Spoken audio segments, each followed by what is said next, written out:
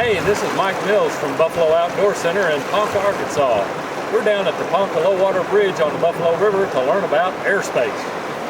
Airspace is a traditional way of measuring how high the Buffalo River is so that you can gauge whether your float trip will be high water, low water, or medium water. Airspace is the amount of water underneath the bridge from the bottom of the bridge to the top of the water.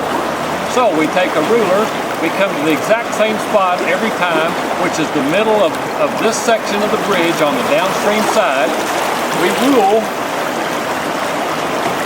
down to the top of the water. And then we take a measurement. Right now it's 9 inches. Only we reduce that 1 inch because the bottom of the bridge is actually beveled like this, 1 inch.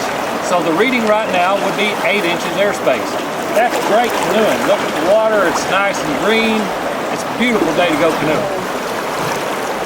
On the pier of the bridge is painted 5-inch increments lines. So as I was saying before, it's currently 8 inches airspace. So if we drop it down about 8 inches, the water's dropping just a little bit from the edge of the bridge to here, but it gives you a pretty good reading.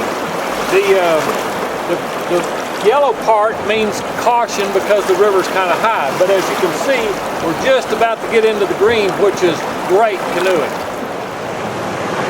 The airspace of the Ponca Bridge was a traditional reading of how to keep the levels of the river.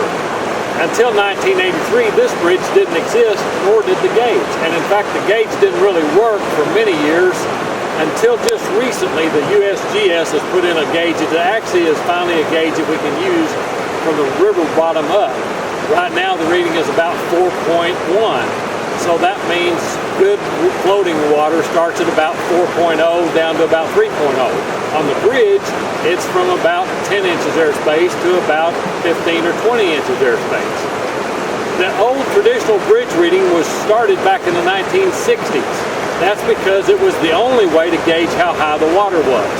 And so people came down with a yardstick and measured the bridge. They could call back to Kansas City to the people who were wanting to know how big the river was and tell them what the inches of airspace was.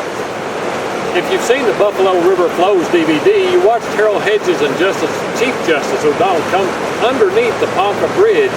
That was because back then the gravel bar hadn't filled in as much and the water could be much lower and still be good floating.